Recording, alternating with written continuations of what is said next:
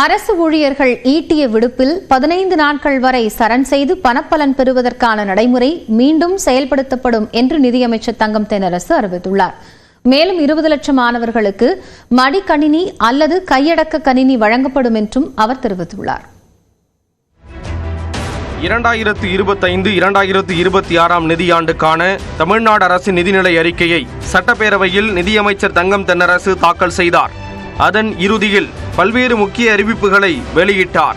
குறிப்பாக அரசு அலுவலர்கள் மற்றும் ஊழியர்கள் ஈட்டிய விடுப்பில் 15 நாட்கள் வரை சரண் செய்து பணப்பலன் பெறும் சலுகை கொரோனா காலத்துக்கு பிறகு நிறுத்தி வைக்கப்பட்ட நிலையில் அது மீண்டும் செயல்படுத்தப்படும் என்று கூறினார்.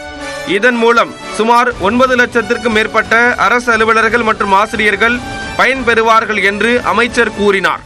அரசு அலுவலர்கள் மற்றும் ஆசிரியர்கள் ஈட்டிய விடுப்பு நாட்களில் 15 நாட்கள் வரை 1/4/2026 முதல் சரண் செய்து பணப்பலன் பெறுவதற்கான நடைமுறை மீண்டும் செயல்படுத்தப்படும். இதற்குரிய அரசாணைகள் விரைவில் பிறப்பிக்கப்படும்.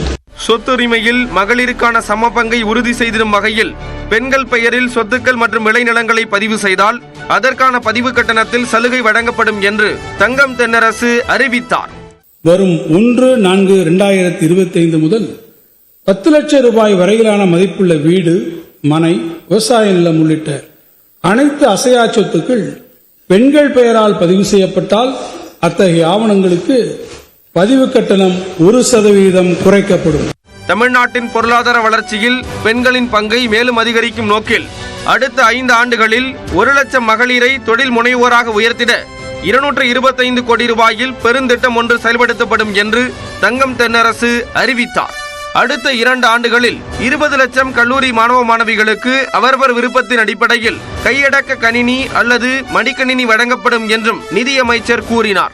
அடுத்த 2 ஆண்டுகளில் 20 லட்சம் கல்லூரி மாணவர்களுக்கு அவரவர் விருப்பத்தின் அடிப்படையில் ஒவ்வொருவருக்கும் கைக்கணினி அல்லது மடிக்கணினி வழங்கப்படும்.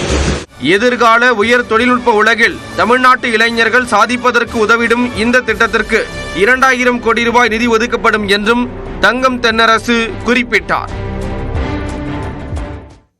தமிழ்நாட்டில் அரசு துறைகளில் 40,000 காலி பணியிடங்கள் நிரப்பப்படும் என்று பட்ஜெட்டில் அறிவிக்கப்பட்டுள்ளது.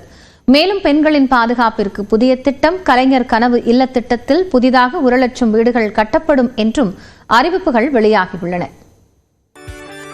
தமிழ்நாடு அரசின் 2025-2026 நிதியாண்டுக்கான நிதிநிலை அறிக்கையை சட்டப்பேரவையில் தாக்கல் செய்து உரையாற்றிய நிதியமைச்சர் தங்கம் தென்னரசு தமிழ்நாட்டில் காலியாக உள்ள 40,000 அரசு பணியிடங்கள் அடுத்த நிதியாண்டில் நிரப்பப்படும் என்று அறிவித்தார். 1721 முதுநிலை ஆசிரியர்களும் 841 பட்டதாரி ஆசிரியர்களும் நேரடி நியமனம் மூலம் பணியமர்த்தப்படுவார்கள் என்றும் இதற்கான தேர்வு அறிவிக்கையை ஆசிரியர் தேர்வு வாரியம் விரைவில் வெளியிடும் என்றும் அமைச்சர் கூறினார். இதுவரை மகளிர் உரிமை தொகை பெற்றிடாத தகுதி வாய்ந்த இல்லத்தரசிகள் இத்திட்டத்தின் கீழ் விண்ணப்பித்திட உரிய வாய்ப்புகள் விரைவில் வழங்கப்படும். மகளிர் நலன் காக்கும் இத்திட்டத்திற்காக இந்த வரவு செலவு திட்டத்தில் 13,807 கோடி ரூபாய் நிதி ஒதுக்கீடு செய்யப்பட்டுள்ளது. சொந்த வீடு மற்றும் நிலமற்ற 5 லட்சம் பேருக்கும் ஆட்சேபம் இல்லாத புறம்போக்கு நிலங்களில் 5 ஆண்டுகளுக்கு மேல் வசிப்போருக்கும் இலவச பட்டா வழங்கப்படும் என்றும் அமைச்சர் தங்கம் தென்னரசு அறிவித்தார். கலைஞர் கனவு இல்லம் திட்டத்தின் கீழ் 3,500 கோடி ரூபாயில் புதிதாக 1 லட்சம் வீடுகள் கட்டும் பணிகள் தொடங்கப்படும் என்றும் அவர் குறிப்பிட்டார். மேலும் உணவு, மளிகை பொருட்கள் டெலிவரி செய்யும் பணியாளர்கள் 2,000 பேருக்கு ஸ்கூட்டர் வாங்க 20,000 ரூபாய் வரை மானியம் வழங்கப்படும் என்றும் அமைச்சர் தங்கம் தென்னரசு அறிவித்தார். புதுமை பெண் மற்றும் தமிழ் புதல்வன் திட்டத்தின் கீழ் உயர்கல்வி பயிலும் மாணவ மாணவியர்களுக்கு மாதந்தோறும் 1000 ரூபாய் உதவித்தொகை வழங்கும் திட்டம் 3ஆம் பாலினத்தவர்களுக்கும் விரிவுபடுத்தப்படும் என்று அமைச்சர் கூறினார். மேலும் 3ஆம் பாலினத்தவர் 50 பேருக்கு பயிற்சி அளித்து சென்னை, தாம்பரம், ஆவடி மாநகரங்களில் ஊர்காவல் படையில் சேர்க்கும் முன்னோடி திட்டம் செயல்படுத்தப்படும் என்றும் அறிவிக்கப்பட்டுள்ளது.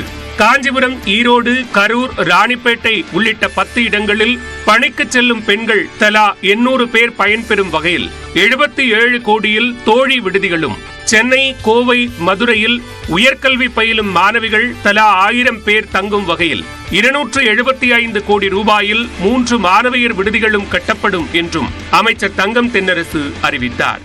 தனிமை, மருத்துவ நலன் மற்றும் பொருளாதார சார்பு உள்ளிட்ட பல்வேறு சவால்களை எதிர்கொள்ள நேரிடும் மூத்த குடிமக்களின் முழுமையான பராமரிப்பிற்கென மதுரை, கோயம்புத்தூர், திருச்சி, சேலம், திருப்பூர், ஈரோடு, தூத்துக்குடி, வேலூர், தஞ்சாவூர் மற்றும் திண்டுக்கல் உள்ளிட்ட மாநகராட்சிகளில் 10 கோடி ரூபாய் நிதி ஒதுக்கீட்டில் 25 அன்புச்சோலை மையங்கள் அமைக்கப்படும்.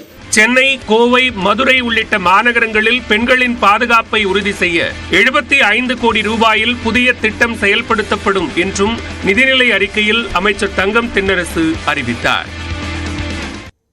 தமிழ்நாட்டின் மேம்பட்ட எதிர்கால வளர்ச்சிக்கு நிதிநிலை அறிக்கை உறுதியான அடித்தளம் அமைத்திருப்பதாக முதலமைச்சர் மு க ஸ்டாலின் தெரிவித்துள்ளார். தமிழ்நாடு அரசின் நிதிநிலை அறிக்கை குறித்து எக்ஸ் தளத்தில் பதிவிட்டுள்ள முதலமைச்சர் மு க ஸ்டாலின், பட்ஜெட்டில் மகளிர் நலம் காக்கும் மாபெரும் திட்டங்கள், ததும்பி வழியும் தமிழ் பெருமிதமும் இருப்பதாகவும், இளைஞர்களுக்கு உலகை வெல்லும் உயர் தொழில்நுட்பத்திற்கு முக்கியத்துவம் அளிக்கப்பட்டுள்ளதாகவும் குறிப்பிட்டுள்ளார். மேலும் தமிழ்நாடெங்கும் வேலை வாய்ப்புகளை அள்ளித்தரும் தொழிற்பூங்காக்கள் அறிவிக்கப்பட்டுள்ளதாகவும் முதலமைச்சர் கூறினார். புதிய நகரம், புதிய விமான நிலையம், புதிய நீர்த்தேக்கம், அதிவேக ரயில் சேவை என நவீன தமிழ்நாட்டை உருவாக்கிடும் முன் முயற்சிகள் பல எடுக்கப்பட்டுள்ளதாகவும் மு க ஸ்டாலின் பதிவிட்டுள்ளார். விளிம்பு நிலை மக்களை அரவணைக்கும் தாயுமானவரின் கரங்கள் என அனைவருக்குமான திட்டங்கள் பல அறிவிக்கப்பட்டுள்ளதாக முதலமைச்சர் தெரிவித்துள்ளார். இந்த பட்ஜெட் எல்லாருக்கும் எல்லாம் எனும் உயரிய நோக்கத்துடன் தமிழ்நாட்டின் மேம்பட்ட எதிர்கால வளர்ச்சிக்கு உறுதுணையான அடித்தளம் அமைத்திருக்கிறது என்றும் அவர் பெருமிதம் தெரிவித்துள்ளார்.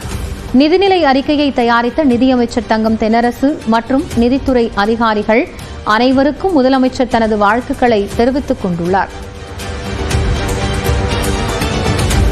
நீட் தேர்வு ரத்து, புதிய ஆசிரியர்கள் நியமனம் என எந்த வாக்குறுதியையும் திமுக அரசு நிறைவேற்றவில்லை என எதிர்க்கட்சித் தலைவர் எடப்பாடி பழனிசாமி விமர்சனம் செய்துள்ளார். பட்ஜெட் குறித்து சட்டமன்ற வளாகத்தில் செய்தியாளர்களிடம் பேசிய அவர், வர இருக்கும் சட்டமன்ற தேர்தலை மனதில் வைத்து புதிய அறிவிப்புகள் வெளியிடப்பட்டுள்ளதாகவும் அவற்றை நிறைவேற்றுவதற்கான சாத்தியக்கூறுகள் இல்லை என்றும் கூறினார். மேலும் அதிமுக ஆட்சியில் தொடங்கப்பட்ட திட்டங்களைத்தான் மீண்டும் அறிவித்துள்ளார்கள் என்றும் எடப்பாடி பழனிசாமி விமர்சித்துள்ளார். இன்றைய தினம் பட்ஜெட்ல நிறைய புதிய திட்டங்கள் அறிவிச்சிருக்கிறாங்க. ஆனா அந்த திட்டத்திற்கு தேவை நிதி எங்கே இருந்து கிடைக்கும் என்று தெரியவில்லை. திராவிட முன்னேற்ற கழகம் 2021 சட்டமன்ற பொதுத் தேர்தலின் போது திமுக சார்பாக சுமார் 525 அறிவிப்புகள் வெளியிட்டார்கள். அதுல சுமார் 15% அறிவிப்புகள் கூட நிறைவேற்றப்படவில்லை. மக்கள் விரோத திமுக ஆட்சி அகற்றப்பட வேண்டும் என்று மக்கள் மனதில் இடம்பெற்று விட்டது. அதையெல்லாம் சரி செய்வதற்கு தான் இன்றைய தினம் புதிய அறிவிப்புகளை வெளியிட்டிருக்கிறாங்க. இருந்தாலும் இந்த ஓராண்டு காலத்தில் இந்த அறிவிக்கை எதுவுமே நிறைவேற்ற முடியாத சூழ்நிலை தான் இருக்கு. எப்படி நிறைவேற்ற முடியும்? 4 ஆண்டு காலம் எதுவுமே அறிவிக்கல. இப்ப 2026 தேர்தலை முன்னிட்டு புதிய அறிவிப்புகளை வெளியிட்டு மக்களை சமாதானப்படுத்தி வாக்குகளை பெறுவதற்காக இந்த அறிவிப்புகளை வெளியிட்டிருக்காங்க. இத்தனையும் இந்த அறிவிப்புகள் அத்தனையுமே வெற்று அறிவிப்பா தான் பார்க்கப்படுகிறது.